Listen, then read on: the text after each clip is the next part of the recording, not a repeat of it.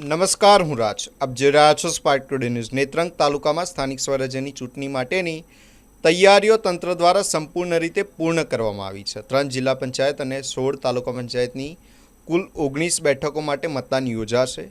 60 ઉમેદવારોનું રાજકીય ભાવિ 78,555 મતદારો આ ચૂંટણીમાં નક્કી કરશે.